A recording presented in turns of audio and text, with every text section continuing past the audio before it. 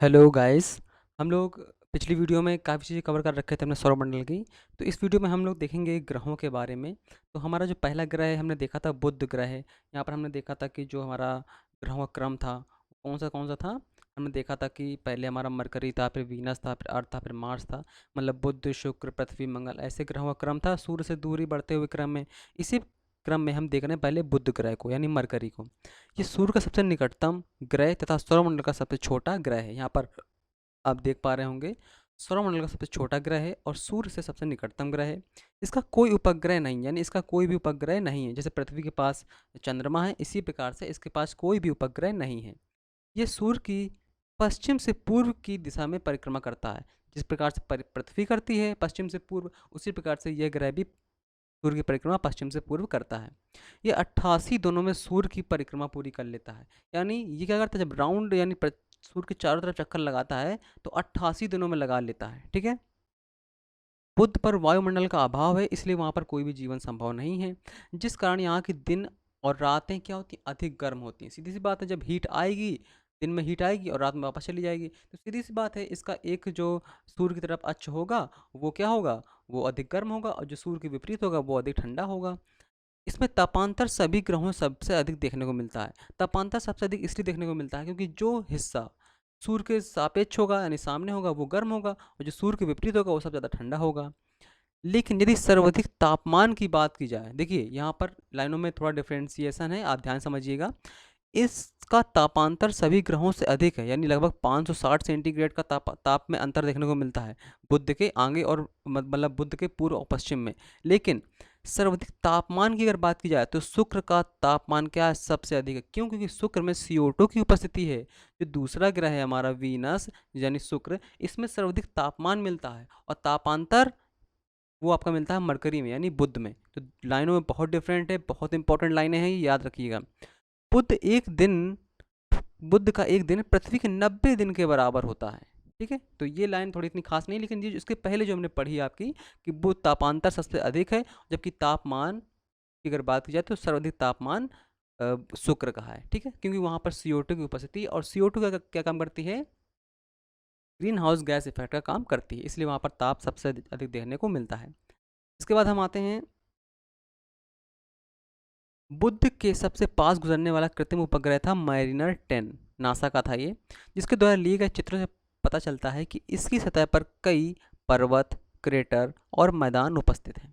NASA द्वारा 2004 में messenger अभियान भेजा गया, जो 2015 को बुध की सतह से टकराकर नष्ट हो गया था। तो ये उपग्रह पूछेगा यहाँ आपके एग्जाम में, मैरिनर 10 और मैसेंजर किस ग्रह से संबंधित थे, तो ये आपके बुध ग्रह से संबंधित थे। इसके बाद हम आते हैं शुक्र ग्रह में, दूसरा ग्रह है हमारा ये सूर्य से निकटवर्ती दूसरा ग्रह है, सीधी सी बात है।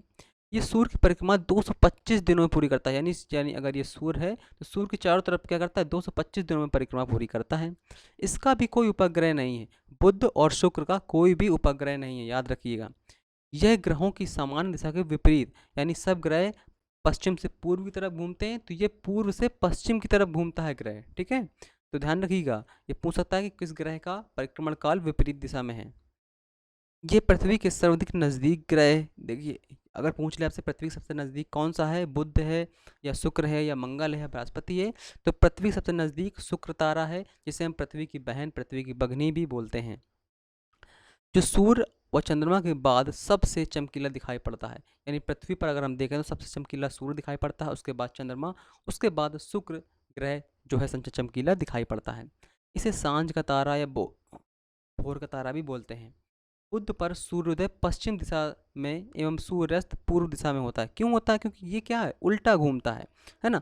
पृथ्वी पश्चिम से पूर्व की तरफ घूमती है, तो सूर्योदय पूर्व दिशा में होता है, और ये पूर्व से पश्चिम की तरफ घूमता है, यानी सूर्य कहाँ होगा, उदय पश्चिम में होगा, सीधी सी बात है। आकार व द्रव्यमान में पृथ्वी से थोड़ा ही कम होने के कारण इसे पृथ्वी की बहन भी बुलाते हैं। ठीक है, लगभग ये पृथ्वी के आकार का है और थोड़ा सा द्रव्यमान कम है। शुक्र में वायुमंडल में कार्बन डाइऑक्साइड की मात्रा लगभग 90 से 95% तक है, जिस कारण यहाँ पर प्रेशर कुकर की दशा बनी रहती है, और यहाँ पर ग्रीन हाउस गैस इफेक्ट बना रहता है, जिसके कारण इसका सर्वाधिक ताप देखने को मिलता है। इसके बाद हम आते हैं पृथ्वी पर। पृथ्वी सबसे इंपॉर्टेंट ग्रह, जिसे हम नीला ग्रह, हरा ग्रह भी बुलाते हैं। ये सूर्य से दूर स्थित तीसरा ग्रह है। ठीक है, ये आकार की दृष्टि से पांचवा स्थान रखता है, मतलब सूर्य से दूरी में कैसा है, तीसरा ग्रह है। जबकि आकार की दृष्टि से देखें कि जो बड़ा है, तो आकार की दृष्टि से पांचवा स्थान है। ठीक है, इसकी आकृति जियोड है। ये पूछा गया कई बार क्वेश्चन कि पृथ्वी की आकृति कैसी है, तो जियोड, अगर जियोड ऑप्शन में नहीं होगा तो स्फेराइड, इन दोनों में से कोई एक ऑप्शन आपको देखने को मिलेगा। ये शुक्र और मंगल के बीच स्थित है। किस ग्रह के बीच स्थित है? शुक्र और मंगल ग्रह के बीच स्थित है। सबसे पास में शुक्र है। ये अपने अक्ष पर पश्चिम से पूर्व की तरफ घूमती है। ये अपने अक्ष पर, देखिए अक्ष पर 23.5 अंश झुकी हुई है। कौन? पृथ्वी। जबकि देशांतरी झुकाव क्या है? 66.5 है। यहाँ पर 66.5 होगा। ठीक है, अंतरिक्ष से यह जल की अधिकता के कारण नीली दिखाई देती है। देखिए जब हम इसे अंतरिक्ष से देखते हैं तो जल की अधिकता है। अब जल का जब प्रकीर्णन होता है प्रकाश के कारण, तो फिर क्या होता है? ये नीली दिखाई पड़ती है, इसलिए इसे नीला ग्रह बोलते हैं। इसका एक परिक्रमण लगभग 365 दिन का होता है। इसकी सूर्य से औसत दूरी लगभग 15 करोड़ किलोमीटर है। औसत बोली गई है, कभी 14.70 करोड़ किलोमीटर हो जाती है, कभी 15 किलोमीटर हो जाती है, तो मतलब ये घटती बढ़ती रहती है। पृथ्वी पर चारों ओर अनुकूल वातावरण व जल की उपस्थिति के कारण इसे सौरमंडल का एक ऐसा अकेला ग्रह है जहाँ पर जीवन विद्यमान है। और इसे हरा ग्रह भी बोलते हैं। क्या बोलते हैं? हरा ग्रह, यानी ग्रीन प्लैनेट भी बोलते हैं। क्यों बोलते हैं? क्योंकि यहाँ पर जो पेड़ हैं वो बहुत हैं। पेड़ बहुत अधिक होने के कारण इसे हम क्या बोलते हैं? हरा ग्रह भी बुलाते हैं। इसके बाद हम आते हैं इसका भूमध्य रेखी व्यास क्या है। भूमध्य रेखी व्यास मतलब जैसे ये आपकी पृथ्वी है, तो पृथ्वी पर जो बीच में जो सबसे लंबी रेखा है, सबसे विस्तृत रेखा, जिसे हम भूमध्य रेखा बोलते हैं, जिसे इक्वेटर भी बोलते हैं, है ना, या विषुवत रेखा बोलते हैं, तो इसका व्यास जो है 12,756 किलोमीटर है। ठीक है, टोटल पूरा राउंड करके। और पृथ्वी पर देखें जलीय भाग कितना है? जलीय भाग आपका 71% है, जबकि स्थलीय भाग कितना है? 29% है। पृथ्वी का अनुमानित आयु लगभग 4.6 बिलियन वर्ष पूर्व है। सूर्य की पृथ्वी से अधिकतम व न्यूनतम दूरी देखिए, अधिकतम दूरी क्या वो कितनी होती है? 15.21 किलोमीटर, लगभग 15.5 किलोमीटर। और न्यूनतम दूरी लगभग 14.70 किलोमीटर ये दूरी होती है। और औसत हम 15 मानते हैं, है ना। सूर्य एवं पृथ्वी पर आने, सूर्य से जब प्रकाश पृथ्वी पर आता है तो लगभग 8 मिनट या 20 सेकेंड इतना टाइम लगता है, यानी पूरा 500 सेकेंड, 499 सेकेंड, यानी 500 सेकेंड के आसपास टाइम लगता है। पृथ्वी का परिभ्रमण काल क्या होता है? जो पृथ्वी अब अपने अक्ष पर घूमती, यानी ऐसे ऐसे घूमती है अपने अक्ष पर, जैसे आप खड़े हो जाएं और आप अपने ही स्थान पर गोल गोल घूमते रहें, तो उसे क्या बोलेंगे हम? परिभ्रमण गति। जैसे आपका पंखा है, तो पंखा क्या करता है? परिभ्रमण गति करता है। ठीक है, अपने स्थान पर गोल गोल घूमता रहता है। जबकि जबकि हम बात कर रहे हैं, जब हम मंदिर में जाते हैं तो चारों तरफ चक्कर लगाते हैं ना, उसे बोलते हैं परिक्रमण। तो परिभ्रमण काल जो होता है पृथ्वी का 23 घंटे 56 मिनट और 4 सेकंड का होता है, जिसे हम मिलाकर पूरा 24 घंटे मान लेते हैं। परिक्रमण काल कितना होता है पृथ्वी का? अब जब पृथ्वी सूर्य के चारों तरफ चक्कर लगाती तो उसे हम क्या बोलते हैं? परिक्रमण काल। तो ये होता है 365 दिन, 5 दिन, 48 मिनट और 46 सेकेंड, जिसे हम 365 दिन मानते हैं और 4 साल बाद 366 दिन मान लेते हैं। पृथ्वी परिक्रमण काल के दौरान 96 करोड़ किलोमीटर की दूरी तय करती है, यानी सूर्य पूरा चक्कर लगाने में पृथ्वी को छियानवे 96 करोड़ किलोमीटर की दूरी तय करनी पड़ती है। पृथ्वी का एकमात्र उपग्रह कौन है? चंद्रमा है। चंद्रमा के बारे में हम आगे देखेंगे, जिसकी पृथ्वी से दूरी 365 किलोमीटर है, यानी 3,84,365 किलोमीटर इसकी दूरी है। ठीक है, ये पृथ्वी के बारे में बिल्कुल इंपॉर्टेंट फैक्ट है जो आपके एग्जाम में आए हुए हैं, और ये सारे इंपॉर्टेंट हैं, तो ध्यान रखिएगा। नोट्स बनाइए तो अच्छे से बनाइए। इसके बाद हम आते हैं मार्स यानी मंगल ग्रह पर। हमें पता है मंगल ग्रह पर बहुत सारे अन्वेषण और बहुत सारी इन्वेंशन चलती रहती हैं। क्यों? क्योंकि तो मंगल ग्रह में जो हम लोग देख रहे थे, ये सूर्य से दूरी के क्रम में चौथा ग्रह है। ठीक है, कौन सा? चौथा। पहला बुध, शुक्र, फिर पृथ्वी, फिर आपका मंगल आता है। ये सूर्य की जो परिक्रमा करता है, पश्चिम से पूर्व दिशा में परिक्रमा करता है। ठीक है, ये सूर्य का जो परिक्रमा है ये लगभग 687 दिन में पूरा कर लेता है। डीमोस और फोबोस इसके दो उपग्रह हैं, जबकि डीमोस का सौरमंडल का सबसे छोटा उपग्रह है। डीमोस सौरमंडल का सबसे छोटा उपग्रह है। ये क्वेश्चन आ चुका है, सौरमंडल का सबसे छोटा उपग्रह कौन सा है? तो डीमोस है, जो कि मंगल का उपग्रह है। फेरस ऑक्साइड की अधिक मात्रा के कारण जो मंगल ग्रह है वो लाल कलर का दिखाई देता है, जिस कारण इसे लाल ग्रह भी कहते हैं। इस ग्रह पर वायुमंडल अत्यंत विरल है। इसकी घूर्णन गति पृथ्वी की घूर्णन गति के लगभग समान है। ठीक है, इसलिए इस पर ज़्यादा रिसर्च चलती रहती हैं, क्योंकि यहाँ पर भी लगभग 24-25 घंटे का दिन होता है ना, इसलिए। इस ग्रह का सबसे ऊंचा पर्वत जो है निक्स ओलंपिया है, जो कि एवरेस्ट से 3 गुना है। एवरेस्ट ऊंचाई कितनी है? 8,850 है, और इसकी कितनी हो जाएगी? 24-25 हज़ार के आसपास इसकी ऊंचाई हो जाती है। ठीक है। मंगल ग्रह पर अन्वेषण के लिए भारत का जो प्रथम अभियान था वो मार्स ऑर्बिटर मिशन था, जिसका नाम था मॉम। ठीक है, ये नाम रखा गया था मॉम या मंगलयान। ठीक है, ये कुछ नाम रखे गए थे इसके। इसरो ने मंगलयान का सफल प्रक्षेपण किया था 5 नवंबर 2013 को। ठीक है, जो कि 2014 में पहुंच गया था मंगल ग्रह पर। और भारत का ऐसा पहला मिशन था जो एक ही बार में सफल हुआ था। लगभग लगभग 400 करोड़ की कीमत पर भारत ने मॉम यानी मंगल मिशन, मॉम ऑर्बिट मिशन को बना दिया था। यह प्रक्षेपण सतीश धवन अंतरिक्ष केंद्र श्रीहरिकोटा कहाँ पड़ता है? आंध्र प्रदेश में पड़ता है, से ध्रुवीय कक्षा यानी PSLV 25 से लॉन्च किया गया। देखिए, PSLV से लॉन्च करना बहुत मुश्किल होता है, क्योंकि PSLV इतनी दूर तक नहीं जा पाता है, लेकिन फिर भी साइंटिस्टों ने PSLV का यूज़ करके मंगलयान को मंगल ग्रह तक भेज दिया था। ठीक है, ये 24 सितंबर 2014 को मंगल ग्रह की धरती पर उतरा था। इस सफलता के बाद भारत जो है मार्सियन इलीट जो क्लब है, यानी जिसमें आपके अमेरिका, रूस और यूरोपीय संघ शामिल हैं, जो कि अपने मिशन मार्स तक पहुंचा चुके हैं, इनमें शामिल हो गया। ठीक है।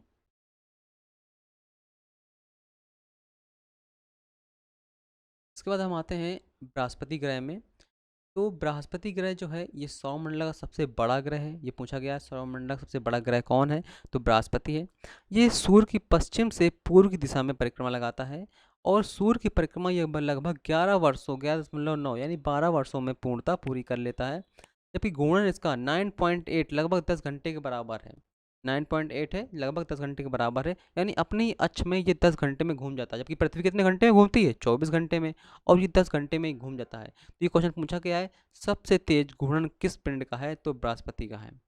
सौरमंडल में इसके लगभग 67 उपग्रह हैं, जिसमें आपका गैनीमीड जो है क्या है? सबसे बड़ा उपग्रह है, और ये सौरमंडल का सबसे बड़ा उपग्रह भी है। इसके अन्य उपग्रह कौन कौन से हैं? आयो है, यूरोपा है, कैलिस्टो है, अलमथिया है, ये इसके अन्य उपग्रह हैं। बृहस्पति को लघु सौरतंत्र यानी इसे क्या बोलते हैं? शॉर्ट सोलर सिस्टम भी बोलते हैं। ठीक है, यानी छोटा सौर तंत्र भी इसे बोलते हैं। इसमें वायुमंडल में हाइड्रोजन है, हीलियम है, मीथेन है और अमोनिया जैसी गैसें देखने को मिलती हैं। यहाँ पर वायुमंडलीय दाब जो होता है पृथ्वी की दाब की तुलना में 1 करोड़ गुना अधिक है। क्यों? क्योंकि यहाँ पर बहुत सारी गैसें हैं। देखिए, जैसे मान लीजिए पिंड है। अब पृथ्वी पर मान लीजिए एक पिंड है, यानी चंद्रमा। जब चंद्रमा पृथ्वी चारों तरफ घूमता है ना, तो वायु जो प्रेशर है उस पर इफेक्ट पड़ता है। आप देखते हो कि पानी तक उछल जाता है जब चंद्रमा इसके नज़दीक आता है पृथ्वी के। तो जब बृहस्पति के 67 उपग्रह हैं यहाँ पर, तो वहाँ पर रिंग बन जाती हैं, वायु की रिंग बन जाती हैं, जल की रिंग बन जाती हैं, है ना, वाष्प की रिंग बन जाती हैं। इसी प्रकार से जिसके जितने अधिक ये उपग्रह देखने को मिलेंगे, उसमें आपको रिंग देखने को मिल जाती हैं। ठीक है, ये ध्यान रखिएगा। ये तारा और ग्रह दोनों के गुणों से युक्त है, मतलब इसमें तारा और जो ग्रह हैं इसके दोनों के जो युक्तियां हैं वो विद्यमान देखने को मिलती हैं। मतलब ये तारा की श्रेणी में भी देखने को मिलता है, आपका ग्रह श्रेणी में देखने को मिलता है। हालांकि पूर्णतः तारा में देखने को नहीं मिलता है, क्योंकि इसमें कुछ रेडियो एनर्जी है, लेकिन फिर भी उस प्रकार की एनर्जी नहीं है। बस ये पूछा गया क्वेश्चन आपसे कि किस ग्रह में तारा और ग्रह दोनों के गुण देखने को मिलते हैं, तो ये आपका बृहस्पति ग्रह आंसर इसका होगा, क्योंकि इसके पास अपनी खुद की रेडियो एनर्जी है। ठीक है। इसके बाद हम आते हैं शनि उपग्रह में। शनि ग्रह आकार में दूसरा सबसे बड़ा ग्रह है। ये सूर्य के पश्चिम से पूर्व दिशा में परिक्रमा करता है, और ये लगभग परिक्रमा जो करता है 29.5 यानी 30 वर्ष के आसपास सूर्य की पूरी परिक्रमा कर लेता है। इसमें भी देखिए वलय पाए जाते हैं, क्योंकि इसके लगभग 82 उपग्रह हैं, इसलिए इसमें वलय पाए जाते हैं, जिनकी संख्या 7 है। ये वलय अत्यंत छोटे छोटे कणों से मिलकर बने हुए हैं, जो सामूहिक रूप से गुरुत्वाकर्षण के कारण इनकी परिक्रमा करते हैं। शनि के गैसों का गोला एवं गैलेक्सी समान ग्रह भी कहा जाता है। देखिए, शनि ग्रह हैं, बृहस्पति ग्रह हैं, अरुण वरुण, ये सब अभी गैसीय गोले हैं, ठंडे हो रहे हैं। ठीक है। आकाश में ये पीले तारे के समान दिखता है। कैसा दिखता है? पीले तारे के समान। वायुमंडल में बृहस्पति की तरह हाइड्रोजन, हीलियम, मीथेन, अमोनिया गैसें यहाँ पर देखने को मिलती हैं। ठीक है। इसके लगभग 82 उपग्रहों का पता लगाया जा चुका है, इसलिए यहाँ पर लगभग 7 रिंग देखने को मिलते हैं हमें। टाइटन इसका सबसे बड़ा उपग्रह है। ये पूछा गया है टाइटन किसका सबसे बड़ा उपग्रह है, तो शनि का है, जो आकार में बुध ग्रह के लगभग बराबर है और ये नारंगी रंग का है। टाइटन पर वायुमंडल और गुरुत्वाकर्षण दोनों बराबर हैं। इसके अन्य उपग्रह कौन कौन से हैं? किसके? शनि के। मीमांसा है, एनलिसाडू है, टेथिस है, डियोन है, रिया है, हाइपेरियन है, एपिटाटस है, फोबे है। फोबे पूछा गया है, ठीक है, क्योंकि फोबे क्या है? शनि की कक्षा में विपरीत दिशा में चक्कर लगाता है। फोबे शनि की कक्षा में घूमने के विपरीत दिशा में परिक्रमा करता है। शनि अंतिम ग्रह जिसे आंखों से देखा जा सकता है, क्योंकि शनि बड़ा ग्रह ग्रह है, इसलिए इसे हम आंखों से देख सकते हैं। इसके बाद हम आते हैं अरुण में, यानी यूरेनस। यह सौरमंडल का 7वां तथा आकार की दृष्टि से तृतीय सबसे बड़ा ग्रह है। ये ग्रहों की सामान्य दिशा के विपरीत यानी सूर्य की पूर्व से पश्चिम दिशा में भ्रमण करता है। यह सूर्य की परिक्रमा 84 वर्षों में करता है। इसकी खोज 1781 में विलियम हर्शेल द्वारा की गई थी। इसका अक्षीय झुकाव इतना अधिक है कि ये लेटा हुआ प्रतीत होता है। ठीक है। यह इस ग्रह पर वायुमंडल बृहस्पति और शनि की ही भांति काफ़ी सघन है। हमने बताया था ना, बृहस्पति के बाद जितने भी आपको उपग्रह मिलेंगे वो सब आपके सघन ही देखने को मिलेंगे। इसमें आपका हाइड्रोजन है, हीलियम है, मीथेन है, अमोनिया है, ये सब तत्वों की विद्यमानता है। देखने पर ये कैसा हरा प्रतीत होता है, क्योंकि यहाँ पर अमोनिया की विद्यमानता अधिक है और अमोनिया आपकी हरे रंग की दिखाई देती है। सूर्य से दूर होने के कारण इसे काफ़ी ठंडा भी माना जाता है। शनि की भांति अरुण के भी चारों तरफ रिंग पाए जाते हैं, जिनकी संख्या कितनी? 5 है। और उनकी संख्या 5 है तो इनके नाम भी दिए गए हैं, अल्फा है, बीटा है, गामा है, डेल्टा है, एप्सिलॉन है, ये सब इसके क्या है? नाम है। इसके लगभग 27 उपग्रह हैं। अरुण पर सूर्योदय पश्चिम दिशा में तथा सूरज पूरब में होता है। क्यों होता है? क्योंकि ये कैसे पूर्व से पश्चिम की तरफ घूमता है, इसलिए। ठीक है। ऐसी चर्चा हम किस में की थी? शुक्र में की थी। अब हम आते हैं वरुण ग्रह में। तो वरुण जो है सूर्य की पश्चिम से पूर्व दिशा में परिक्रमा करता है और ये 165 वर्ष में सूर्य की पूरी परिक्रमा कर पाता है। इसकी खोज जॉन गोले ने की थी। यहाँ का जो वायुमंडल है अति घना है, वही सघन है, मतलब डेंस है। इसमें हाइड्रोजन, हीलियम, मीथेन और अमोनिया गैसें विद्यमान यहाँ पर भी रहती हैं। ये ग्रह हल्का पीला दिखाई देता है और इसके 13 उपग्रह हैं, जिसमें टीटोन और मेरिड कौन है? प्रमुख है। ठीक है। इसके बाद हम आते हैं प्लूटो में। प्लूटो हालांकि अब उसको ग्रहों की श्रेणी से हटा दिया गया है, लेकिन हमें जानना जरूरी है। प्लूटो यम या कुबेर, क्योंकि हमारी जो हिंदू धर्म की प्रणाली है उसमें हमें प्लूटो यानी यम ग्रह देखने को मिलता है, जिसे हम कुबेर उपग्रह भी जानते हैं।